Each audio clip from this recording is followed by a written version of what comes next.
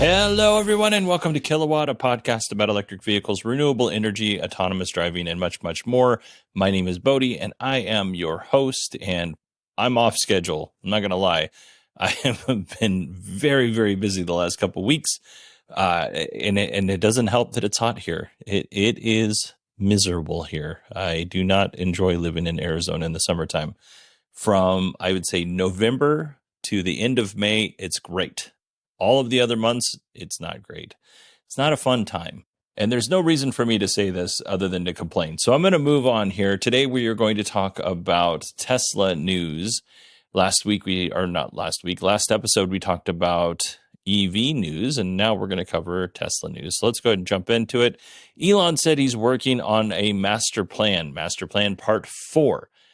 And to that, I say, we don't need another master plan. You know, master plan part 1 kind of laid out what Tesla wanted to do in terms of building a really low volume, high priced car, and then build a high priced family sedan, and then build the SUV, which is the Model X, and then use that money to build a more affordable car, which I believe they actually mentioned that it would be an affordable car. And at one point in time, it was supposed to be $35,000, which was the Model 3. That didn't happen, or didn't happen for very long.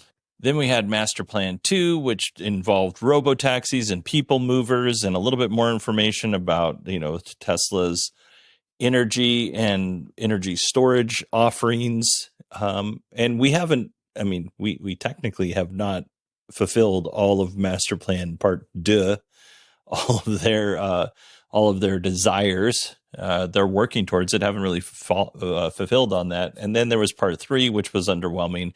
And I would imagine Part 4 is going to be underwhelming, but also include a lot of AI.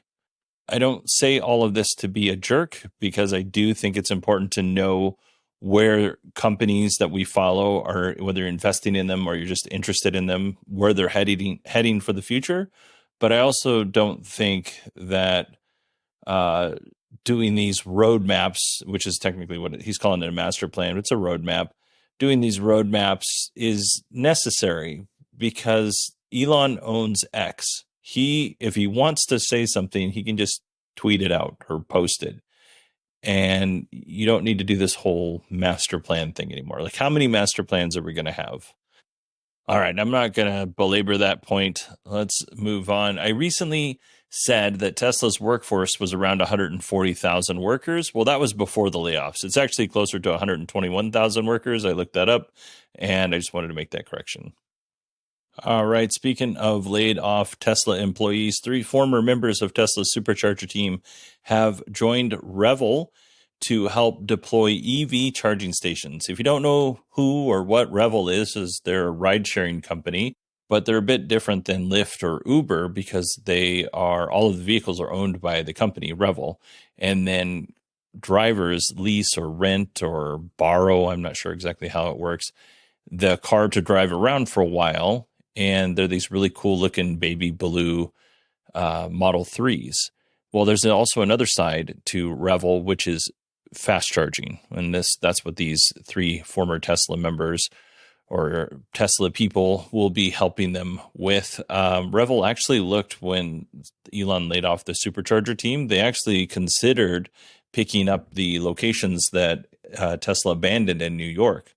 Because Revel is a New York company, at least at this time. They operate in Brooklyn, Manhattan, and Queens. Not sure how many folks are listening from those boroughs in New York, but if you have a chance and have used Revel or have a chance to use it and you want to report back, send me an email, bodie@918digital.com.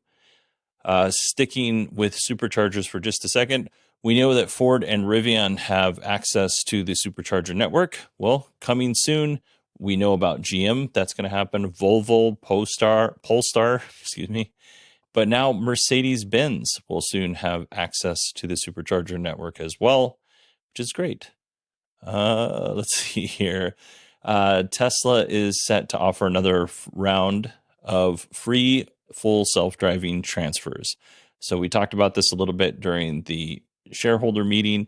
Elon was asked by a shareholder, hey, can we do one more round of free FSD transfer? And Elon said, okay, one more time. Well, I had mentioned then, and I still maintain that Tesla is going to pull that free full self-driving lever every time they need to sell more cars to existing owners. FSD transfers will start on June 24th. So by the time you're listening to this, they'll have started, and they'll go to August 31st. So if you are interested, go to Tesla's website and check it out.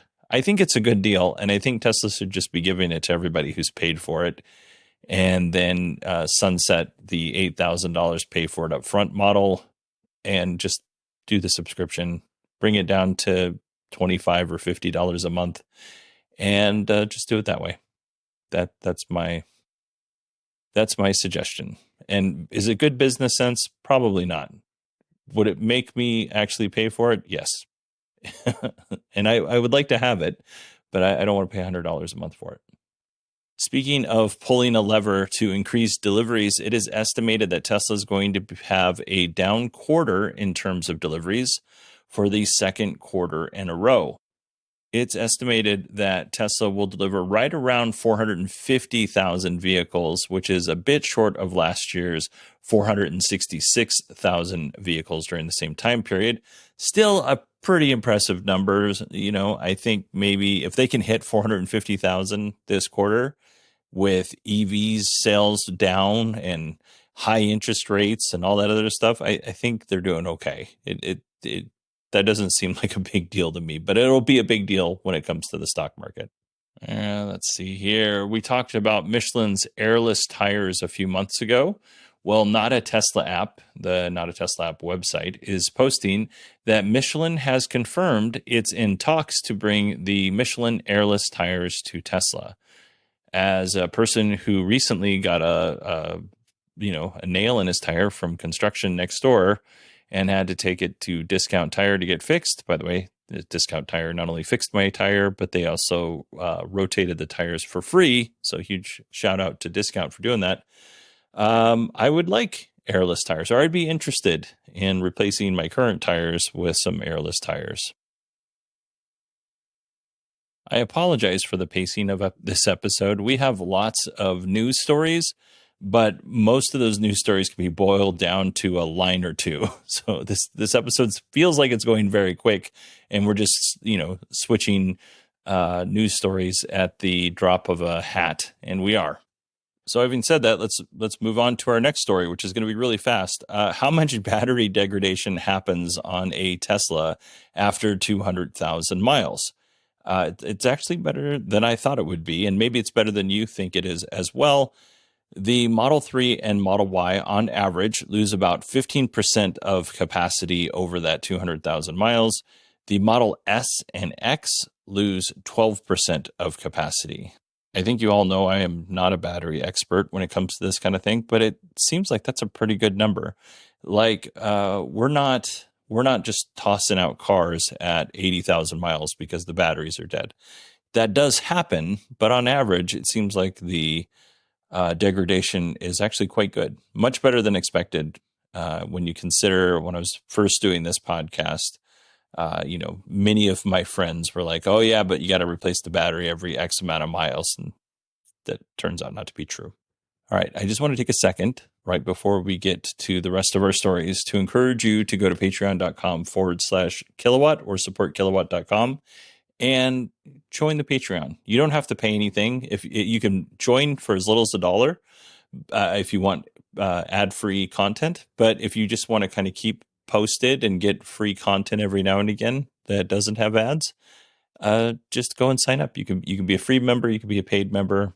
I appreciate everybody who goes there and signs up at whatever level, whether that's free or at one of the other tiers. All right, enough of that. Our next story, Tesla is facing a lawsuit from owners claiming that Tesla monopolizes vehicle repairs and parts. This isn't exactly new for technology companies. Apple has been very resistant to allowing people to repair their own phones. John Deere is very resistant to allow people to do much of anything on their tractor equipment, even if you pay full price. they have been taken to court several times over this.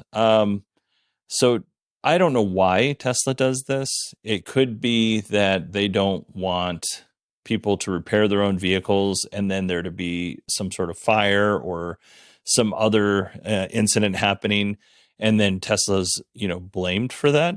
I genuinely don't know why. I mean, I have thoughts, but I don't know why.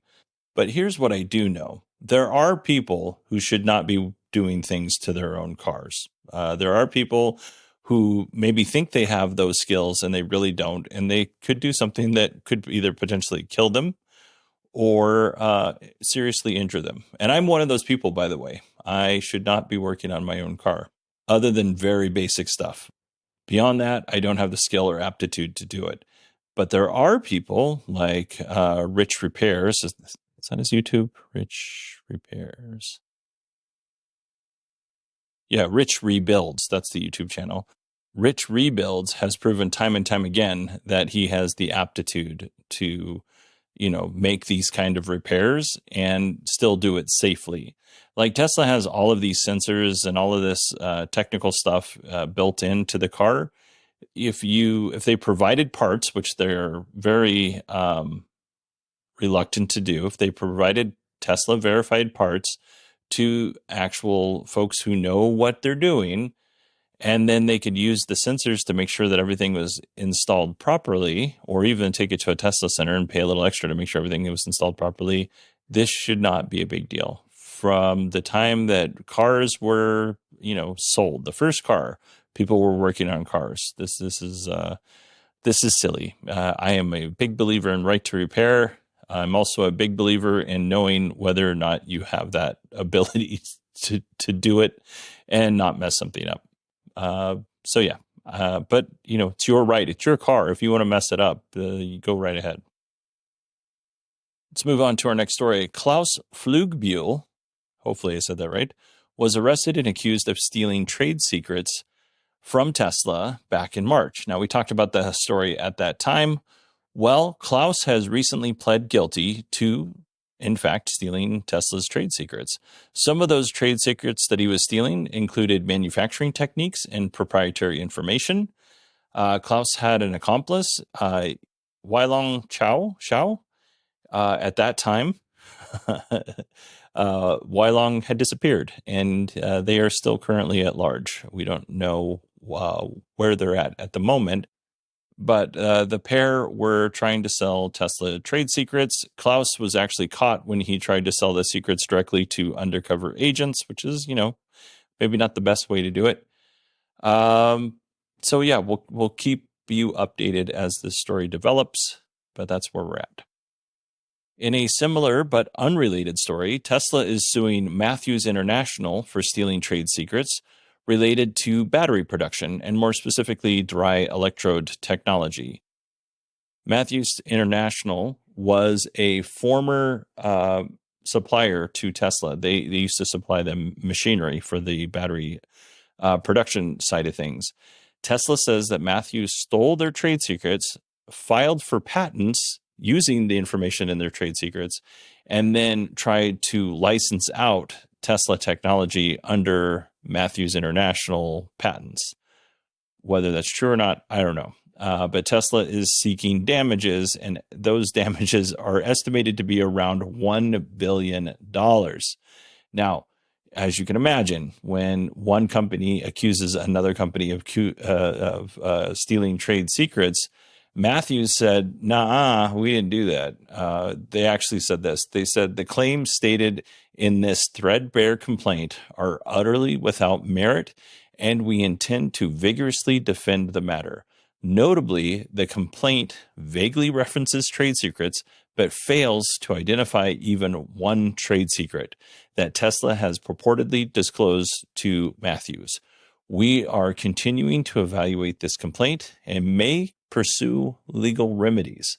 So they may sue Tesla back, in which case we win as people who follow this stuff, because all of that back and forth gets, put out into the public, and we learn more things about Tesla's battery technology. Maybe we'll learn something about Matthews, whatever. Well, we, as the people who follow this stuff, will win.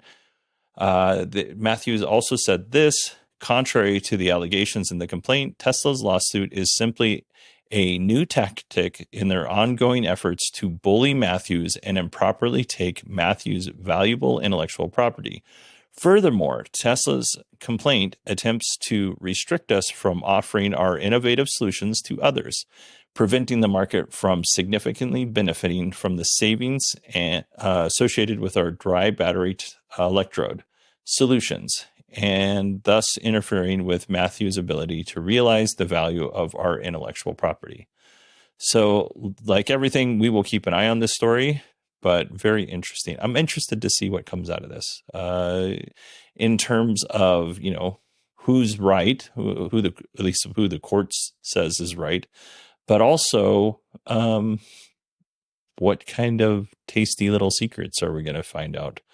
It's really like when these Apple lawsuits happen, you always get a little bit of basically like refined sugar. It's like refined sugar. It's just all these little treats come out, and we find out that one executive said this, and that's not a good look for X company or Y company. I don't know. I'm just looking forward to seeing what happens. Let's talk about Cybertruck a little bit.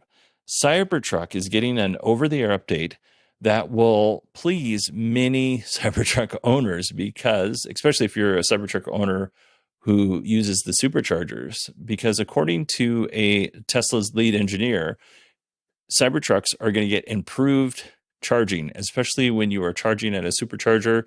And when you roll in at a low state of charge. It's going to be much faster for you.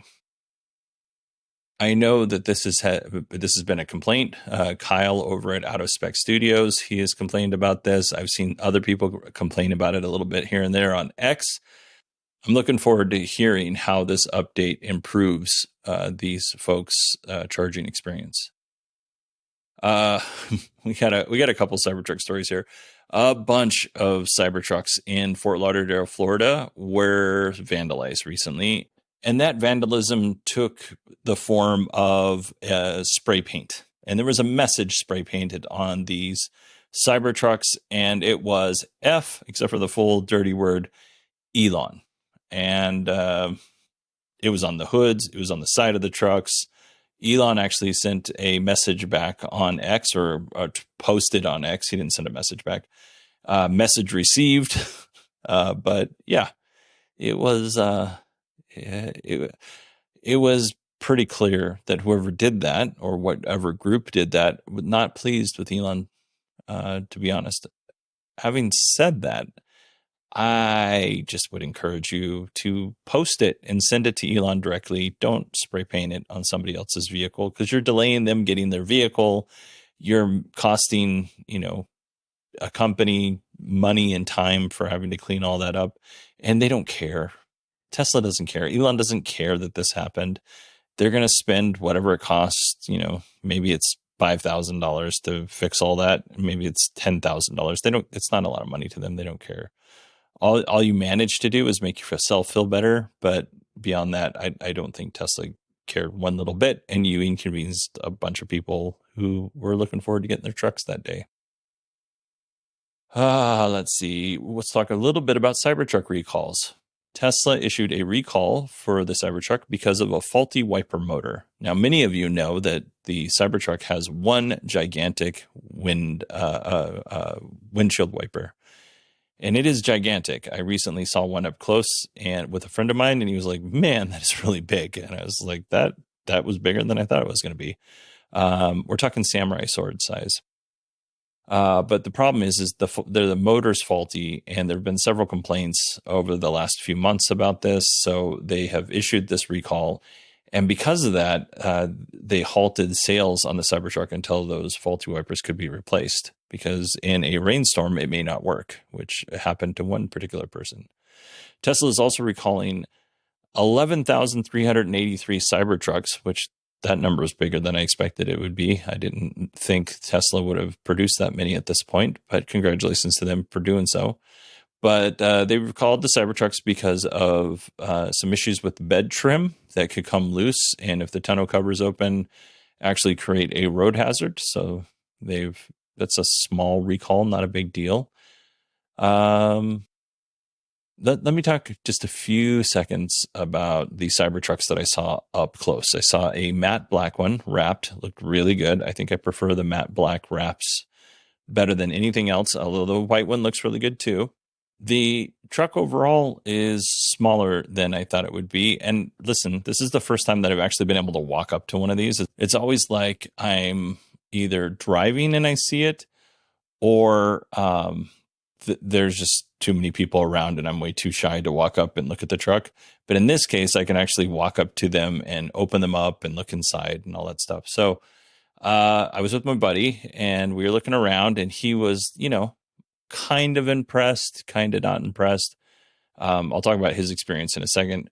But I was looking through these trucks, and the interior is great. I don't know if I would love the steering wheel, but overall, I had really good impressions of the vehicle. The screen looks great. The back seat looks great.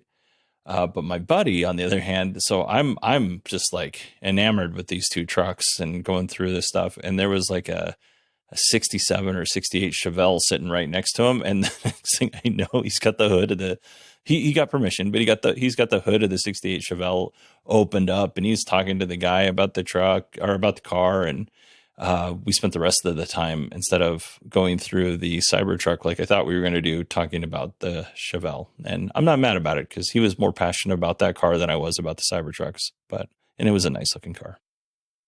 All right, here is our last story. And I'm going to ask you to think about what the 10 most American cars are.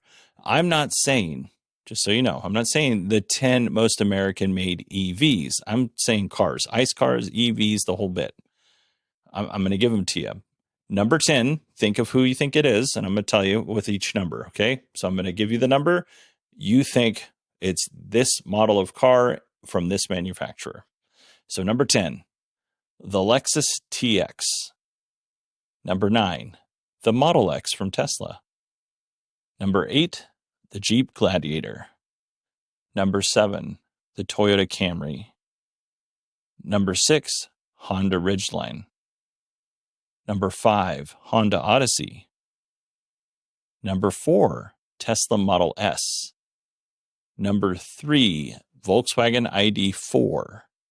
Number 2, Honda Passport. So Honda has 3 in the top 10 most American-made cars. And then number 1 is the Tesla Model Y. Missing from this list is the Model 3. The Model 3 is not on this list. But I do have some information on the Model 3. Some long-range Model 3 versions are now eligible for the $7,500 federal tax credit if you're here in the United States. But yeah, those are the top 10. I thought it was really interesting. Let's see. Toyota has 2 if you count Lexus, and then everybody else has 1 except for Tesla, which has 3. So yeah, pretty good. Pretty good for Tesla, pretty good for Honda. I did not think the ID4 would be in top 3. I'm not even sure if I was just guessing, I would have put the ID4 in the top 10. So good for Volkswagen.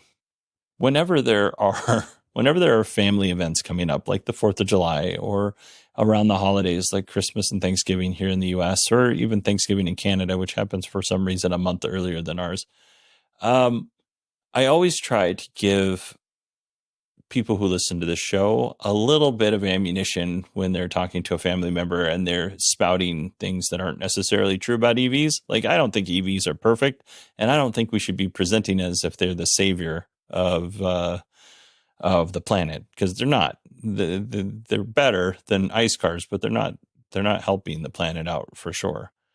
But being able to say, hey, did you know that all these, the Model Y, the Model S, the ID4, all those companies are the most American-made cars, or in the top 10 of the most American-made cars? I think that helps you with your argument, and that's my goal, is to make your family events uncomfortable and more contentious. So I hope this works. Let me know. Send me an email, Bodie, BODIE at 918digital.com. If you're here in the United States and you are going to be celebrating Independence Day, enjoy it. Have fun. Be safe. I will be doing most of my Independence Day celebrations from the inside of a structure because it's hot outside. I'm going to make sure I have lots of air conditioning and lots of hydration. That's my plan. And then maybe at night I'll go watch fireworks. All right, everybody. Thank you so much for listening. I hope you all have a wonderful week. And I will talk to you hopefully on Tuesday.